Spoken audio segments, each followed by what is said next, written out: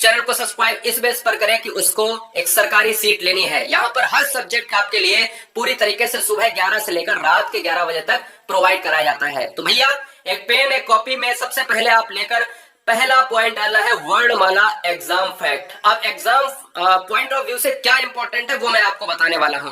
देखिएगा, हम सभी जानते हैं छोटे छोटे पॉइंट, लेकिन हमने कभी भी बहुत सारी चीजें आती हैं कि हम वर्णमाला के, अगर हम हिंदी वर्णमाला में देखें तो संस्कृत वर्णमाला में बहुत सारे डिफरेंसेस होते हैं, ठीक है ना। कहीं कहीं या तो वर्णों में भी हो जाते हैं, और स्वर व्यंजन में तो बहुत बड़ा डिफरेंस है कि स्वर हिंदी में अलग है लेकिन संस्कृत में अलग है, वर्ण अलग है लेकिन संस्कृत में अलग है, ठीक है ना। और अगर हम बात करें सबसे पहले पॉइंट की कि भाई संस्कृत वर्णमाला में कुल स्वरों की संख्या कितनी है, आपने आंसर लगाना है 13। अब बात आती है, एक तो 13 होती है और एक 9 होती है, जो सारे फैक्ट हम क्लियर करेंगे विद फिगर के हिसाब से, ठीक है। टेंशन मत लेना, नहीं तो कुछ बच्चे बोलने लगे स्टार्टिंग से ही कि नहीं सर 9 इस तरीके से होती है। मुझे पता है सर आप you are great, you are unique, लेकिन पहले वीडियो को देखो, मजा आने वाला है। अब देखिएगा सर जी, आपको क्या लिखना है कि वर्णमाला में, अगर हम संस्कृत वर्णमाला में एक वर्ड है, कुल स्वरों की संख्या कितनी होती है, 13 होती है। केवल लिख लीजिए, 2 पॉइंट के बाद हम आपको समझाएंगे 13 और 9 में क्या डिफरेंस है। संस्कृत वर्णमाला में 33 व्यंजन होते हैं और 4 अयोगवाह होते हैं, यानी व्यंजन की संख्या 33 होती है और अयोगवाह की संख्या कितनी होती है, 4 होती है। ऐसे ही अगर हम हिंदी की बात करें तो हम हिंदी में बात करते हैं कि 2 अयोगवाह होते हैं। ऐसे ही अगर हिंदी में बात करें तो 11 स्वर होते हैं हिंदी में, यहाँ पर 13 होते हैं और कहीं कहीं 9 भी दिखाता है, तो हम कंपेरिजन कर लेंगे, ठीक है। टेंशन मत लेना, अभी जैसा है वैसा लिख लो आप। अब बात करते हैं, ऐसे कुल मिलाकर लगभग 50 वर्ड संस्कृत में है, लेकिन महर्षि पाणिनि के अनुसार आपको क्या आंसर लगाना है, संस्कृत में वर्णों की संख्या 63 या 64 लगानी है, 63.64, यानी इस तरीके से आपको लगानी है, जो भी ऑप्शन आपका मेल।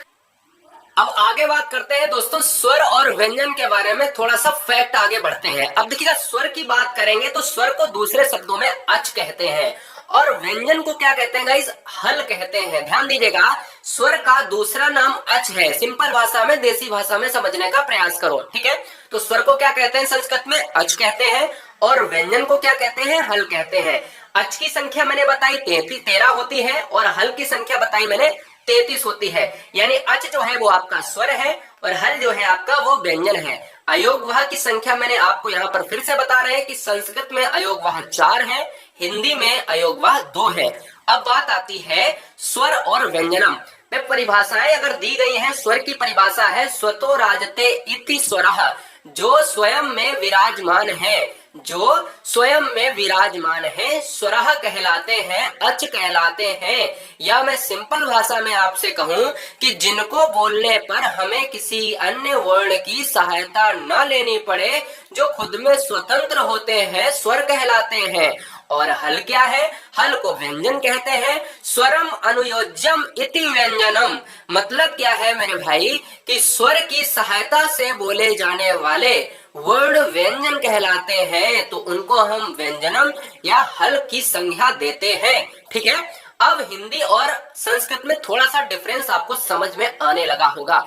अच्छा, मैंने स्वर को पहले पढ़ा, अब मैंने यहाँ पर जाना अच होता है, हल होता है। अब हम आपको बताने वाले हैं कि डिफरेंसेस क्या होते हैं स्वर में, यानी 13 और 9 में डिफरेंस क्या होते हैं, आपको क्या लगाना है क्वेश्चंस जब एग्जाम में पूछा जाए।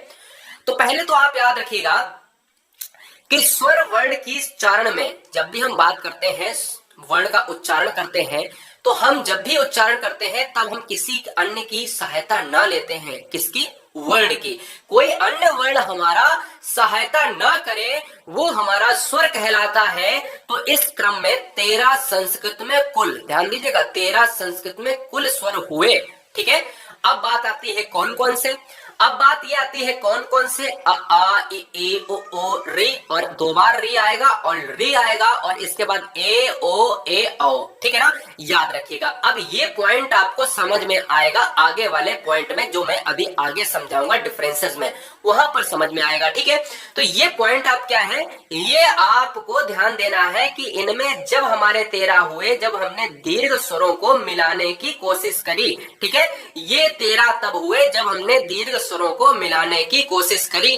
अब यहां से क्वेश्चन थोड़ी ना बनता है, डायरेक्ट क्वेश्चन आपसे बनेगा, वो मैं आपको कंपैरिजन में बताऊंगा। सामान्य स्वर कितने होते हैं, सामान्य स्वर की संख्या ये है, ठीक है, आ ए ओ और री जाएगा। मिश्रित स्वर में क्या है, मिश्रित स्वर में ए ओ और री जाएगा। तो ध्यान देने वाली बात यह है कि अब हम डिफरेंस कैसे करें कि सर जी हमें एग्जाम में आंसर कैसे लगाना है। तो अब समझो इस चीज को ध्यान से, अब समझो इस चीज को ध्यान से कि स्वर की संख्या 9 है। हमने अभी ऊपर बताया कि स्वर की संख्या 13 है। जब भी आपसे पूछे कि महर्षि पाणिनि के अनुसार स्वरों की संख्या कितनी है तो आपको 9 लगानी है।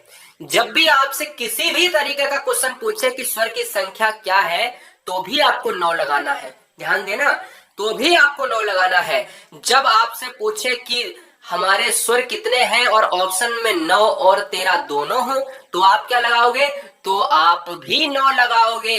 जब आपसे ये पूछे कि स्वर की संख्या क्या है और उसमें 9 ऑप्शन ना है तब आप क्या लगाओगे, तब आप लास्ट पॉइंट पर 13 लगाएंगे। तो समझ में आया, 13 9 क्या लगाएंगे, 13 9 दिया हो तो भी 9 लगाएंगे, 9 केवल दिया हो तो भी 9 लगाएंगे, और जब 9 ना दिया हो तो आप स्वरों की संख्या संस्कृत में 13 लगाएंगे। ध्यान दीजिएगा। अब बात आती है स्वर, और यहाँ पर स्वर में मूल स्वर कितने होते हैं, स्वर में संयुक्त स्वर कितने होते हैं, एग्जाम में ये ट्रेंड करता है एग्जाम में क्वेश्चन। अब ध्यान दीजिएगा, स्वर की संख्या 9 होती है। कौन कौन से, आ ई। अब देखो आ तो है नहीं, अब कहोगे सर जी आ कहां गया, तब मैंने कहा था जब 13 वर्ड थे, ठीक है, 13 वर्ड थे कुल मिलाकर। यहाँ पर आपका दीर्घ स्वर खत्म हो चुका है, इसलिए आ भी नहीं मिलेगा और बड़ा ऊ भी नहीं मिलेगा, ना बड़ी ई मिलेगा। तो ध्यान देने वाली बात है कि स्वर की संख्या 9 है। छोटा आ, छोटी ई, छोटा ऊ, री, री, ए, ओ, ए और औ। तो कुल मिलाकर अब समझ में आया कि 9 स्वर होते हैं। कौन कौन से, ये होते हैं। अब यहां से क्वेश्चन बनता है कि मुझे इसमें से मूल स्वर बता दो। तो मूल स्वर जो होते हैं ना, वो स्टार्टिंग के 5 जो है ना आपके, वो मूल स्वर होते हैं। तो ध्यान दीजिएगा, बिल्कुल ऐसे ही कॉपी में लिख लेना है। मूल स्वर क्या होते हैं, स्टार्टिंग के 5 स्वर मूल स्वर होते हैं, और लास्ट के 4 स्वर क्या होते हैं, ये होते हैं आपके संयुक्त स्वर। क्या होते हैं सर जी, संयुक्त स्वर की संख्या कितनी है एग्जाम में पूछा जाए तो 4 होती है। एग्जाम में ये पूछा जाए कि संयुक्त स्वर निम्नलिखित में से कौन सा है, तो आप इनमें से कोई एक मिल जाएगा। निम्नलिखित में से कौन सा नहीं है, तो आप इनमें से याद रखोगे। जब है वाले याद कर लोगे तो नहीं वाले कैसे यहाँ पर क्वेश्चंस नहीं लगा पाओगे, बिल्कुल लगा लोगे। तो मूल स्वर कितने होते हैं स्वरों की संख्या में, 9 टोटल है। मूल स्वर है 5, छोटा आ, छोटी ई, छोटा ऊ, री और री है। ए ओ ए औ हमारे संयुक्त स्वर 4 रहते हैं। तो कुल मिलाकर हम बात कह सकते हैं कि 5 हमारे मूल स्वर हैं। कुल मिलाकर बात कह सकते हैं कि 4 हमारे क्या है, यहाँ पर संयुक्त स्वर हैं। ठीक है, तो संयुक्त स्वर कौन से हो गए, ये वाले हो गए, ये वाले हो गए जो सेम वर्ड लिखे हैं। ठीक है, समझ गए, समझ गए ना। अब बात करते हैं स्वरों को कितने भागों में बांटा गया है। अब थोड़ा सा हम डीप में जाने की कोशिश करते हैं। तो ध्यान देने वाली बात यह है कि स्वरों को कितने भागों में बांटा गया है। तो यहाँ पर ह्रस्व स्वर आता है, दीर्घ स्वर आता है और एक आता है प्लुत स्वर। यानी 3 पार्टों में हम चीजों को देखेंगे। ह्रस्व स्वर का मतलब होता है जब भी हम किसी चीज का धीमे से उच्चारण करें तो हमारे जो बोल होते हैं बहुत ही सीमित दायरे में रहते हैं, जिनको हम बोलने में कम हमारी आवाज या कम हमें दम लगानी पड़ती है, उन्हें ह्रस्व स्वर कहते हैं। संख्या पूछे संस्कृत में 5 होती है। ये आपके रहे आ ई ओ रे और री रहा। ठीक है, और अगर हमसे पूछे दीर्घ स्वर कौन से हैं, कितने हैं, दीर्घ स्वर की संख्या है 7। होते क्या है, ये वो स्वर हैं गाइस जो हम बोलते हैं जिनमें हमें ज्यादा दम, ज्यादा ताकत लगानी पड़ती है बोलने में, हम उनको दीर्घ स्वर कहते हैं। बड़ा आ, बड़ी ई। अब देखो छोटा आ में ताकत नहीं लगेगी, आ, छोटी ई, ओ, रे, रे, है ना। ह्रस्व स्वर कम दम लगे, कम ताकत लगे, ह्रस्व स्वर कहलाता है। ज्यादा ताकत लगे, आ ई ऊ, है ना। और यहाँ पर ए ओ ये सभी किस में आते हैं, ये दीर्घ में आते हैं। संख्या दोनों की आपको पता होनी चाहिए। और प्लुत स्वर हमारा संख्या में 1 होता है। प्लुत स्वर हमारा संख्या में 1 होता है, याद भी रखिएगा। ठीक है, याद भी रखिएगा। जिनमें जो है बहुत ही ज्यादा समय लगता है, जैसे अगर हम बात करें ओम, है ना, जी हाँ, अलाप वाली बात होती है। अब बात आती है यहाँ पर समृद्ध और विव्रत। मुख के आधार पर जो आपकी बात करते हो, यानी मुख के आधार पर कैसे स्वरों को विभाजित किया गया है। तो ध्यान देने वाली बात यह है कि भैया समृद्ध स्वर क्या होता है। समृद्ध स्वर के उच्चारण में मुख द्वार सकरा होता है। ध्यान देने वाली बात यह है कि सकरा, जिनको पूरा खुले ही ना मुंह, बहुत ही ध्यान से सुनना है। क्वेश्चन में ये पूछा जाता है हमेशा, एग्जाम्पल के तौर पे कहता है निम्नलिखित में से कौन सा समृद्ध स्वर है। समृद्ध स्वर का मतलब होता है जहां पर मुंह का द्वार खुले ही ना, बहुत सकरा रहे। आप देखो, बोल के देखो, ओ ए, इसमें मुंह खोलने की जरूरत ही नहीं, आप खुद से बोल के देखो। तो समृद्ध स्वर का मतलब है उच्चारण ऐसा जिनमें मुख का द्वार सकरा रहता है, पतला रहता है, छोटा रहता है, आधे से भी बहुत कम रहता है। आधा भी नहीं कह सकते, याद रखिएगा, ठीक है। तो ए ओ होते हैं और कितने संख्या में होते हैं, 4 होते हैं, ठीक है। इसके अलावा बात आती है अर्ध समृद्ध। अभी हमने समृद्ध देखा, अब हम देखते हैं अर्ध समृद्ध स्वर क्या होते हैं। अर्ध समृद्ध स्वर दोस्तों वो होते हैं जिनका मुख द्वार कम सकरा होता है। मतलब कम सकरा का मतलब होता है कि संख्या में ये 2 होते हैं। यहाँ पर कह रहा है सकरा और ये कह रहा है कम सकरा होता है। जैसे ए ओ थोड़ा सा बड़ा हो जाता है ना, तो थोड़ा सा ये बड़ा हो जाता है, ठीक है। ए और ओ, बहुत अच्छे। अब बात करेंगे विव्रत। जी हाँ, ये बहुत एग्जाम में पूछा जाता है। अब देखिएगा, विव्रत में आपकी संख्या होती है 2। विव्रत का मतलब होता है पूरा खुला। व्रत ऐसे याद कर लो, व्रत मतलब जो है पूरा खुला, विव्रत है ना। और समृद्ध का मतलब होता है सिला हुआ। आप समृद्ध को कैसे याद रख सकते हो, समृद्ध का मतलब होता है सिला हुआ, तो सिलाई हुआ तरीके से आप देखो। अगर सुई कोई चुभो देगा आपको, तो आप क्या करोगे, ई करोगे, है ना। तो याद रखिएगा, समृद्ध मतलब सुई होता है जिसमें आपको चुभो देगा, तो आप क्या करोगे, सुई से उस चीज को सिल दोगे, है ना। सुई से उस चीज को सिल दोगे, तो इस तरीके से आप याद रख सकते हो। अब दूसरी बात आती है विव्रत क्या होता है। विव्रत मीन्स होता है पूरा खुला हुआ। तो ये संख्या में 2 होते हैं, आपके जो सामने स्क्रीन पर दिख रहे हैं, ठीक है। अब हम चलते हैं अर्ध विव्रत की बात करते हैं। क्या सर जी, अर्ध विव्रत की बात करते हैं। अर्ध मीन्स आधा और विव्रत मीन्स होता है अध खुला हुआ। अब देखो, अर्ध विव्रत का मतलब होता है कि अर्ध विव्रत में स्वर का उच्चारण जो है मुख द्वार अधखुला होता है। ये संख्या में 4 होते हैं। अब संख्या में जो 4 होते हैं यहाँ पर आपके सामने प्रेषित हैं। ये सब आप अच्छी तरीके से नोट डाउन कर लेना। तो मेरे दिमाग में ये आया कि स्वर की संख्या आप कितनी लगाओगे। स्वर की संख्या आप 13 लगाओगे या 9 लगाओगे। तो स्वर की संख्या फर्स्ट प्रायोरिटी दोगे, आप 9 दोगे, ठीक है। महर्षि पाणिनि के अनुसार की बात करो तो भी आप 9 दोगे, वैसे बात करो तो भी आप 9 दोगे। लेकिन जब 9 ना ऑप्शन में हो तो आप क्या करोगे सर जी, 13 आप राइट करोगे, ठीक है। चैनल को सब्सक्राइब कर लेना गाइस। अब हम बात करेंगे व्यंजनों का विभाजन, क्लासिफिकेशन ऑफ कॉन्सोनेंट्स की बात करेंगे, ध्यान दीजिएगा।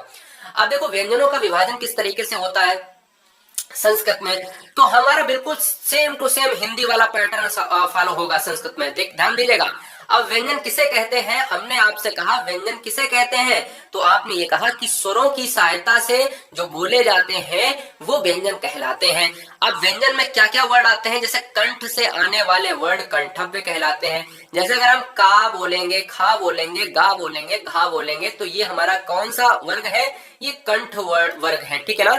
तो कंठ वर्ग वाले जो है वो कंठव्य कहलाते हैं। संस्कृत में कंठ से आने वाले वर्ड कंठव्य कहलाते हैं। और आप कह सकते हो कि उदाहरण के लिए ये हम वर्ड ले सकते हैं, ठीक है। इसके अलावा अगर हम बात करें तालु से बोलने वाले, तालु से जो है बोलने वाले क्या कहलाते हैं, तो तालु से बोलने वाले हमारे तालव्य कहलाते हैं। ध्यान देना, तालु से बोलने वाले हमारे तालव्य कहलाते हैं। अच्छा, अब दिमाग में ये आया कि तालु से बोलने वाले अगर तालव्य कहलाते हैं तो तालव्य वाले व्यंजन कौन से हो सकते हैं, ये भी तो दिमाग में आ रहा होगा। तो भैया बोल के देखिएगा।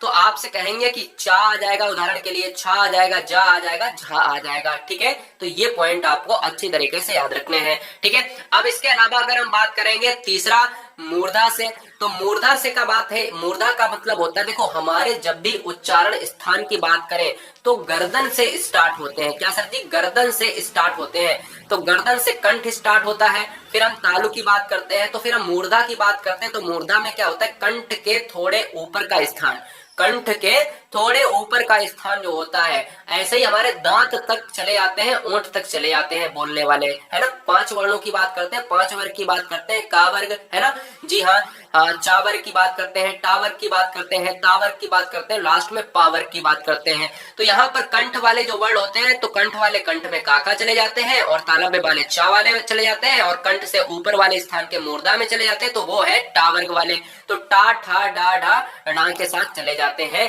तो मैं ये कहता हूं कि ये मूर्धा वाले वर्ड होते हैं। इसके अलावा अगर हम बात करेंगे कि दांत की मदद से बोले जाने वाले वर्ड क्या कहलाते हैं, तो वो दंतव्य कहलाते हैं, जो संस्कृत में बार बार एग्जाम में पूछा जाता है कि दांत वाले वर्ड कौन कहलाते हैं, वो भैया संस्कृत में दंतव्य कहलाते हैं। ठीक है, अच्छा वो वर्ग कौन सा होता है दांत वाले, तो दांत वाले दंतव्य वर्ग में कौन कौन से आ जाते हैं, ता वर्ग आ जाता है। ये सभी वर्ड आप बोल के अगर देखोगे कि अगर आप कहोगे ता था दा, अगर दवात बोलोगे तो बिना दांत में लगे हुए चीज नहीं बोल सकते, बिना दांत का उपयोग करके बोल सकते हो, नहीं बोल सकते हो। ठीक है, याद रखिएगा। तो यहाँ पर दवात अगर बोलना है, अगर मुझे बोलना है कि धनी बोलना है, धनी, तो धनी अगर जीभ आपकी जो है दांत में नहीं टच होगी तो आप कभी भी धनी बोल पाओगे, नहीं बोल पाओगे। ठीक है, तो दांत की मदद से बोले जाने वाले वर्ड आपको दंतव्य व्यंजन कहलाते हैं। ठीक है, और हमारा लास्ट बचता है कि 5वां है कि ओष्ठ है। तो ओष्ठ वर्ग में क्या होता है कि आपसे क्वेश्चन ये पूछा जाता है कि ओंठों से बोले जाने वाले वर्ड क्या कहलाते हैं, तो ओष्ठव्य संस्कृत में क्या होता है, ओष्ठव्य कहे जाते हैं। ठीक है, तो संस्कृत में क्या होता है, ओष्ठव्य कहे जाते हैं। अच्छी तरीके से याद रखिएगा। जैसे ओष्ठव्य का मतलब है कि अगर हम मुझे बोलना है कि पापा, तो पापा का मतलब है कि आप ओंठ के बिना पापा नहीं बोल सकते, आप बाबा को ओंठ के बिना नहीं बोल सकते। ठीक है, आप फूफा को ओंठ के बिना नहीं बोल सकते हो। तो ये पा वर्ग वाले सदस्य सभी जो है वो ओंठ वाले सदस्य ओष्ठव्य कहलाते हैं संस्कृत में। तो एक बार और से हम देखते हैं कि भाई क्या हम रिवीजन कर लेते हैं एक बार सही तरीके से।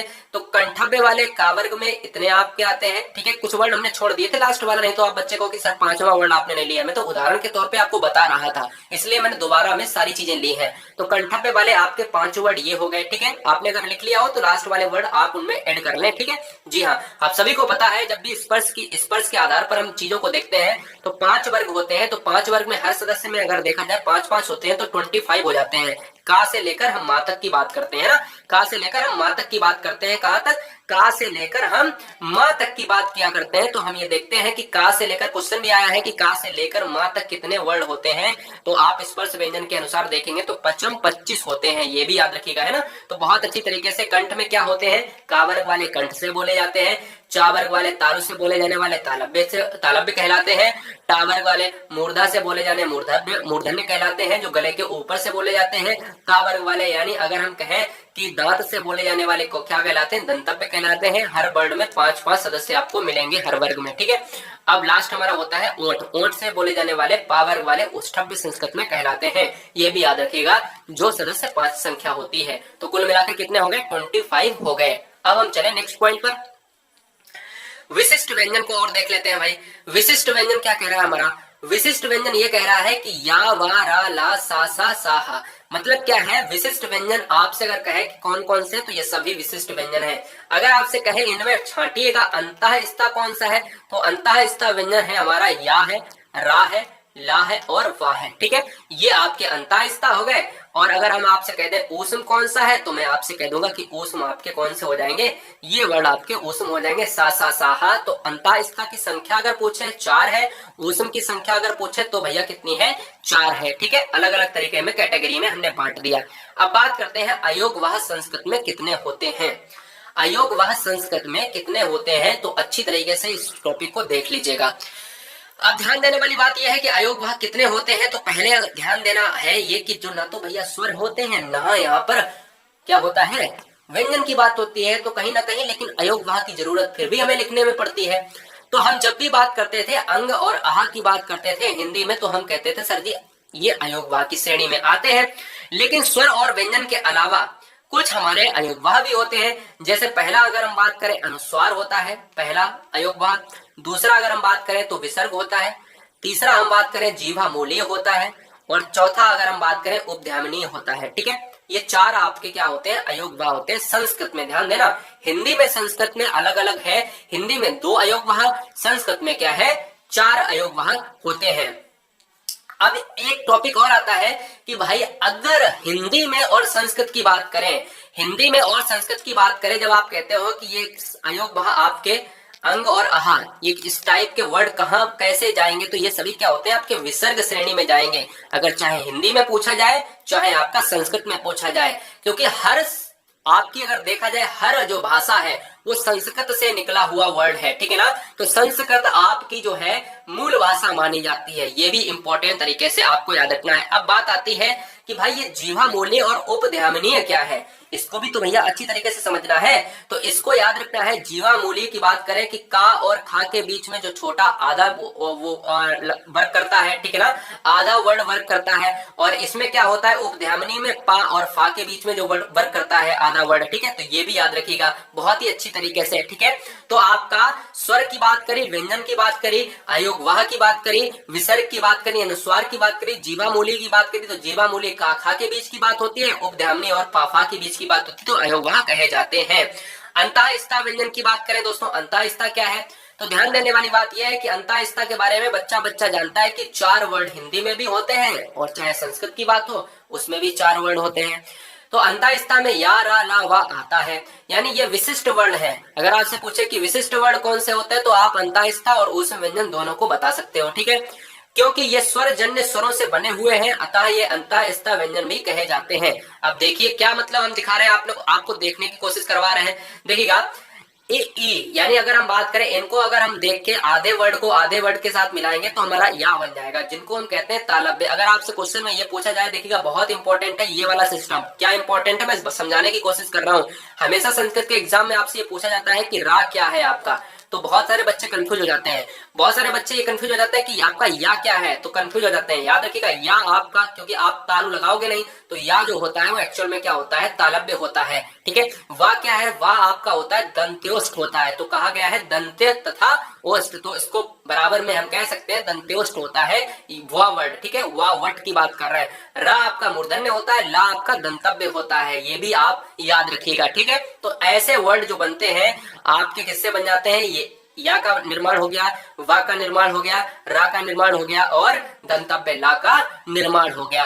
तो आज अंतःस्था की पूरी थ्योरी आपको बता दी। आपको अभी तक यारा लावा केवल यही पता था कि अंतःस्था होते हैं, लेकिन या आपका तालव्य है, दंत्योष्ठ आपका रा है, वो बा है आपका, और रा आपका मूर्धन्य है, और आपका दंतव्य क्या है, ला है, ठीक है। ये पॉइंट आपको अच्छी तरीके से आने चाहिए।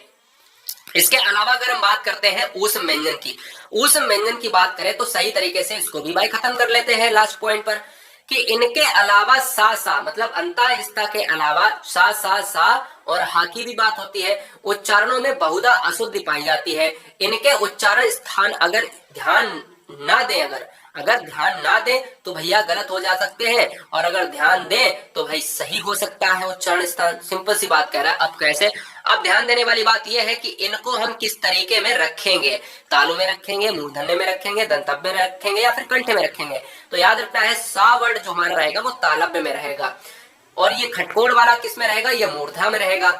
ये सा वाला जो आपका सीटी वाला है, ये सीटी वाला सा है ना, ये सीटी वाला ऐसे तो सीटी लिखा जाता है, ऐसा तो सीटी हमने कहीं देखा नहीं है, तो ये सीटी वाला है ना, जी हाँ। तो ये वाला जो ना ये दंतव्य में रहेगा, और ये हा क्या रहेगा, हा बिना कंठ के नहीं बोला जा सकता है। तो क्वेश्चन आपका क्या ट्रेंड करता है एग्जाम में, संस्कृत में हा वर्ड का उच्चारण स्थान क्या है, तो ये आपका रहेगा कंठे रहेगा, ठीक है। संस्कृत में सा का उच्चारण वर्ड क्या है, तो आपका क्या रहेगा, दंत रहेगा, क्या रहेगा, दंत रहेगा।